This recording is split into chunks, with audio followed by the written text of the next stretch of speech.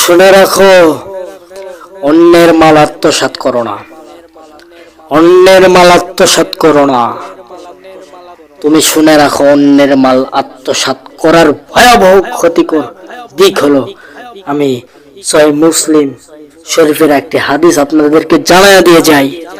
সহিহ মুসলিম শরীফের হাদিস, অন্যের মাল যারা আত্মসাৎ করে, আত্মসাৎ, সে কয়েক মাস আগে দেখলাম সোহাগ ভাইকে এরকম পাথর নিক্ষেপ করে মেরে ফেল দিল।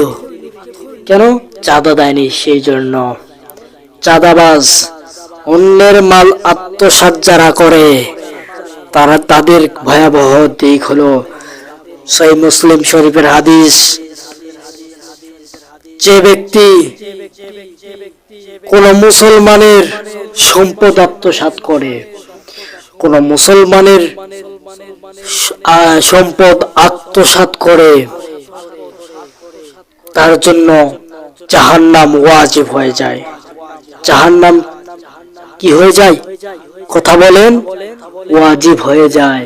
তার জন্য জান্নাত হয়ে যায় হারাম চিরকালের জন্য।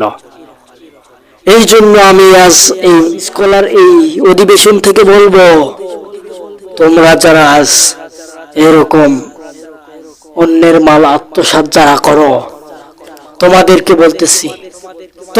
বলতেছি সাবধান হয়ে যাও, সাবধান। অন্যের মাল আত্মসাৎ করো, সাবধান হয়ে যাও, সাবধান।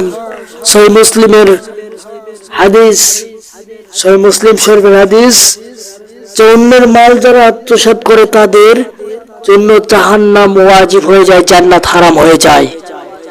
আল্লাহ রাসূল সাল্লাল্লাহু আলাইহি সাল্লামকে এক ব্যক্তি বললেন যে, ইয়া রাসূলুল্লাহ, সে যদি সামান্য কিঞ্চিত পরিমাণ যদি আত্মসাৎ করে, রাসূল সাল্লাল্লাহু আলাইহি ওয়াসাল্লাম বললেন যে, কিঞ্চিত পরিমাণ কেন, পিপুল গাছের ডাল ফেরা পর্যন্ত যদি করে, তবুও তার জন্য জান্নাত হারাম হয়ে যায়, জাহান্নাম ওয়াজিব হয়ে যায়। সতর্ক হয়ে যান, সতর্ক হয়ে যান, সতর্ক হয়ে যান। এখনো বলতেছি, সতর্ক হয়ে যান। অন্যের মাল যারা আত্মসাৎ করো, সতর্ক হয়ে যান, সতর্ক হয়ে